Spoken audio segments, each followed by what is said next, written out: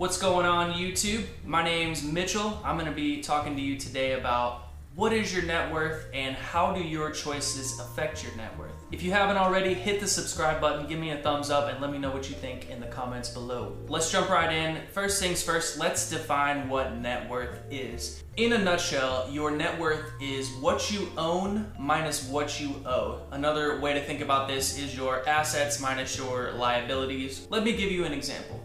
Bill and Sam each own nothing. They have nothing to their name, but miraculously they're each given $5,000 to purchase a vehicle.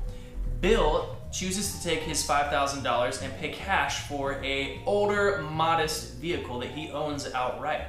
Sam, on the other hand, chooses to take that $5,000 and use it as a down payment on a $20,000 newer luxury vehicle where he owes $15,000 on it.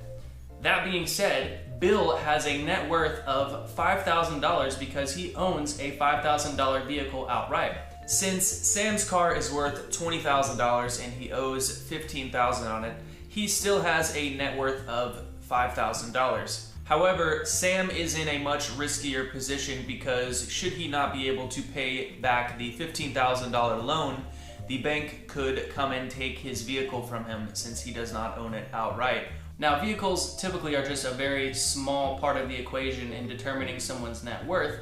You might have other things of value like a house or a boat or firearms or gold and silver or anything that you can sell and reclaim as value. And you want to take that into consideration when you're calculating your net worth is how much value do I have in this item versus how much do I owe, if anything, on this item.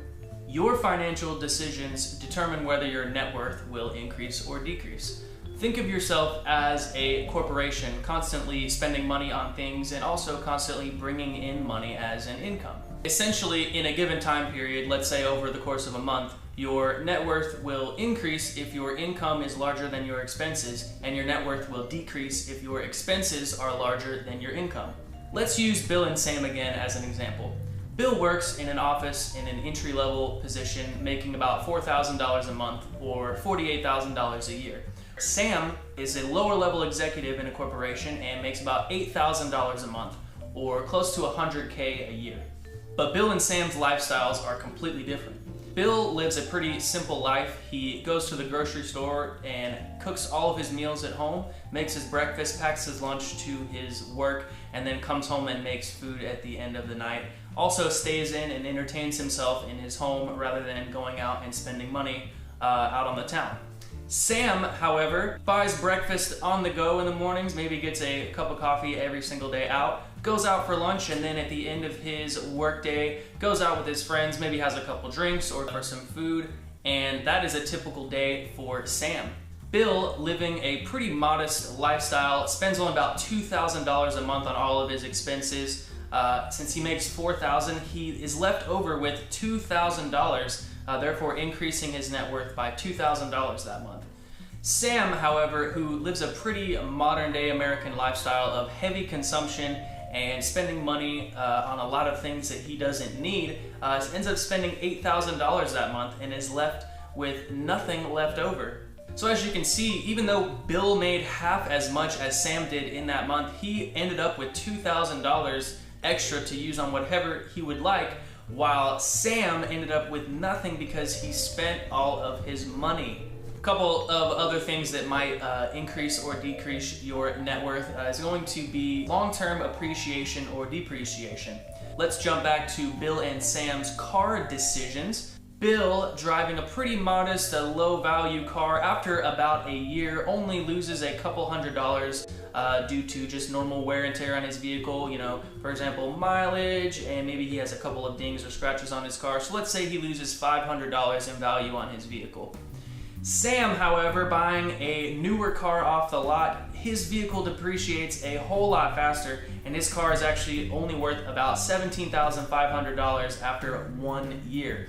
That being said, Bill only lost about $500 in depreciation with his car, while Sam, however, lost about $2,500 on his vehicle due to the faster depreciation on newer cars.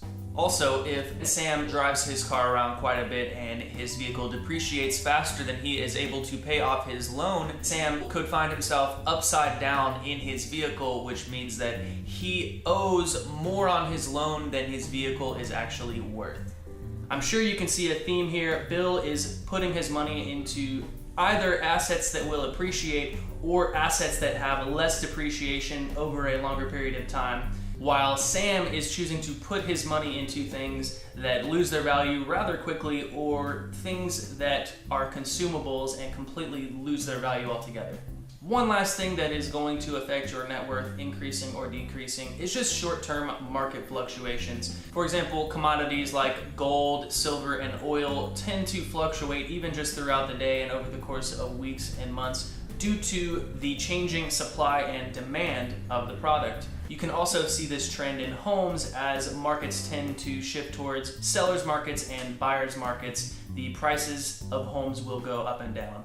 However, most of these changes are negligible should you choose to hold on to your assets for the long term. While a home in a given year might fluctuate, 10-20% in value over the course of 5, 10, and even the longer that you wait, the price of that home will typically go up in value. I'm going to talk specifically about the best ways to increase your net worth in another video, but I just wanted to briefly touch at the end here about the 3 decisions that you make with your money and how that affects your net worth.